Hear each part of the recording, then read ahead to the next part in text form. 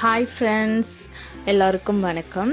இன்றைக்கி நம்ம என்ன பார்க்க போகிறோம்னா பட்டர் ராகி குக்கீஸ் தான் பார்க்க போகிறோம். நம்ம ஆல்ரெடி குக்கீஸ்லாம் சேல் பண்ணிகிட்ருக்கோம்.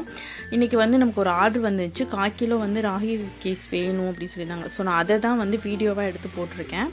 அவங்களுக்கு செய்யும்போதே நம்ம வீட்டுக்கும் சேர்த்து தான் பண்ணியிருக்கோம். நம்ம பாப்பாக்கெலாம் கொடுக்கணும் அப்படிங்கிறதுக்காக.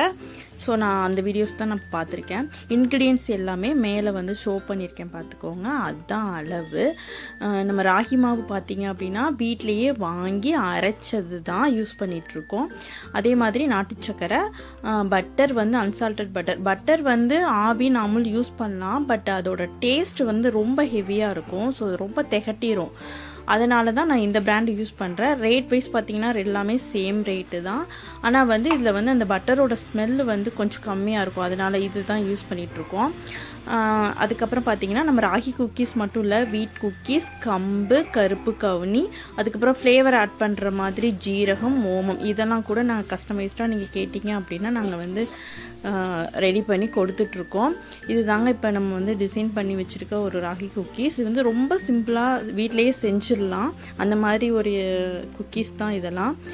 சாப்பிடவும் ரொம்ப சாஃப்டாக டேஸ்ட்டாகவும் இருக்கும். பட்டர் நம்ம அளவுக்கு அதிகமாக தான் யூஸ் பண்ணுறோம். 150 கிராம் அளவுக்கு நம்ம யூஸ் பண்ணுறோம் 400 கிராமுக்கு. ஸோ அதனால் குக்கீஸ் ரொம்ப சாஃப்டாக இருக்கும். இதோட வேலிடிட்டி டைம் பார்த்திங்கன்னா 1 மந்த் வரைக்கும் கெட்டு போகாமல் நல்லா வச்சு சாப்பிட்டுக்க முடியும். ஸோ குழந்தைங்களுக்கு, வயசானவங்களுக்கு எல்லாருக்குமே இது ரொம்ப ஏற்றது. சுகர் பேஷண்ட்லாம் தாராளமாக இதை சாப்பிட்லாம். அந்தளவுக்கு ரொம்ப டேஸ்ட்டு சூப்பராக இருக்கும்.